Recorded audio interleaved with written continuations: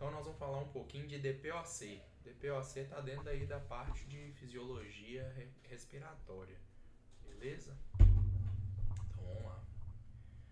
Doença pulmonar obstrutiva crônica, certo? Ou seja, vem se arrastando e não tem cura. Então o que é DPOC? A doença respiratória crônica e progressiva, caracterizada por limitação persistente do fluxo aéreo. Então, o que tem? Nós estamos entendendo aí que o processo de troca, né, de gases entre entrar e sair tem algum problema. Então, ele evolui de forma lenta, mas irreversível. Normalmente, o ar entra com certa facilidade, mas tem dificuldade de sair, né? Então as vias aéreas ficam inflamadas, espaçadas, o pulmão perde elasticidade. Então aqui, vamos voltar aqui. Aqui está nosso pulmãozinho, né? O que acontece? O diafragma está relaxado, o pulmão está vazio.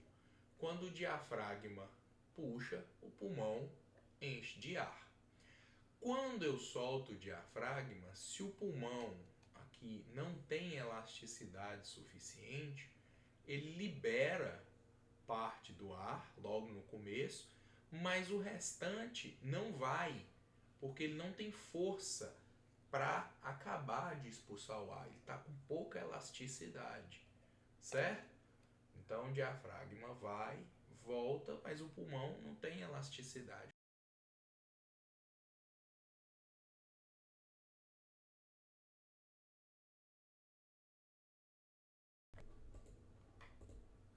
O ar acaba ficando preso, né, dentro. Então, na DPOC, a dificuldade maior não é do ar entrar, é a dificuldade maior do ar sair.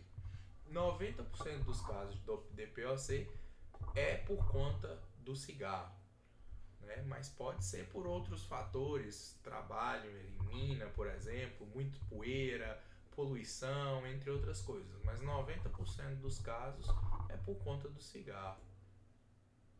Então a fisiopatologia, exposição a agentes irritantes, começam a danificar o epitélio respiratório, ativam as células inflamatórias, especialmente macrófagos e neutrófilos, que liberam as proteases. Proteases são enzimas que degradam proteínas, o tecido elástico lá dos alvéolos, causando enfisema.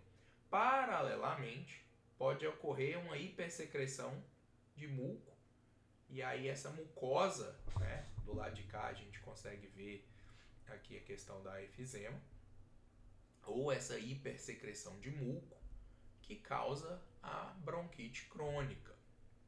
O resultado é um pulmão com menor elasticidade, onde o ar entra, como eu mostrei, e tem dificuldade de sair. Gera, então, uma hiperinsuflação, mas a troca de gases é ineficiente. Pode levar à hipoxemia, né?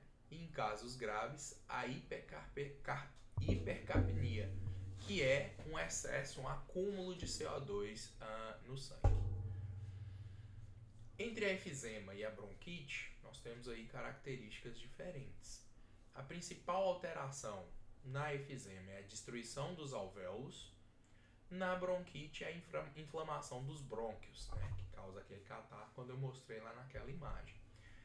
Tosse e catarro são leves ou ausentes na enfisema, intensos e persistentes na bronquite crônica, por conta daquela quantidade de muco. Dispneia, né, mais predominante na enfisema, menos intensa na bronquite crônica. Cor da pele, na enfisema é rosada, tem até um termo em inglês, o pink puffer, porque o que acontece? A pessoa ainda consegue ter certa oxigenação no sangue, então ela consegue ainda estar corada. Na bronquite, a pessoa já fica cianótica. Cianótica por quê? Porque tem dificuldade nas trocas, né? Então nós temos aqui, ó, na bronquite crônica, na enfisema. A característica do enfisema normalmente são pessoas, paciente magro. Por que um paciente magro? Ele até consegue manter uma oxigenação, mas isso a muito custo.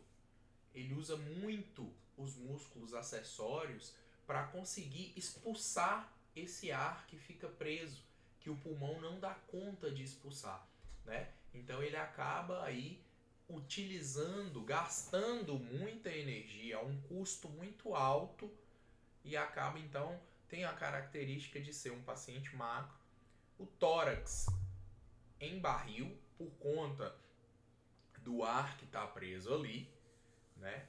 Então ele tem sempre uma dispneia, tem sempre muito cansado, mas mantém uma saturação relativamente boa, mas como eu falei, a muito custo. Já o com bronquite crônica, geralmente é obeso, por conta de não conseguir ter uma troca gasosa eficiente, um acúmulo de gás carbônico, não consegue caminhar, não consegue fazer uma atividade. O uso de corticoides para conter a inflamação ajuda no ganho de peso. Então, geralmente, esses pacientes que têm DPOC que deriva para bronquite crônica têm muita tosse produtiva, normalmente obeso, tem cianose, porque tem dificuldade de oxigenar as regiões mais periféricas. Então, ambos os casos são as características, estão dentro do espectro da DPOC e não necessariamente a pessoa tem um ou tem outro. Pode coexistir os dois nessa brincadeira aí. O diagnóstico é essencialmente clínico, através de uma boa anamnese, uma inspeção, um exame físico no paciente, mas pode-se fazer, né, uma radiografia para ver a insuflação do tórax ou a espirometria, que é o exame padrão ouro, que ela mede a proporção do volume de ar inspirado e expirado e vê essa diferença para ver como é que está o fluxo aéreo. Mas é basicamente o diagnóstico clínico da DPOC. A DPOC não tem cura, uma vez paciente com doença pulmonar obstrutiva crônica, ele tem a doença, mas ela tem fatores de melhora na qualidade de vida da pessoa. Mas o principal é parar de fumar, que vai desacelerar aí a progressão da doença. Manter sempre a vacinação em dia para evitar outras infecções respiratórias, que aí o quadro vai se agravar bastante. Então, a reabilitação pulmonar, fisioterapia respiratória, né, vão melhorar aí a questão do esforço. Suporte nutricional, uma boa alimentação e um acompanhamento médico constante. Já o farmacológico, o que mais se usa aí são os broncodilatadores para dilatar e ter uma melhor passagem do ar, né? Por exemplo, o salbutamol, para facilitar um pouco a pessoa conseguir respirar, corticoides inalatórios, né? Que pacientes com exacerbações frequentes, exacerbações são aqueles quadros mais agudos que acontecem quando a pessoa tem uma crise mais forte, precisa correr para uma UPA, por exemplo. Então, e nos casos graves, quando a pressão de O2 está menos de 55 milímetros de Hg, oxigenoterapia domiciliar contínua, tá? Sempre com aquele oxigênio no nariz para reduzir esses quadros aí de mortalidade. Basicamente, a DPOC, né? Então, é uma doença crônica, mas controlável. Se o paciente tomar consciência de que ele desenvolveu aquela doença e tentar, né, seguir as indicações, ele consegue evoluir de uma maneira mais tranquila aí. Beleza?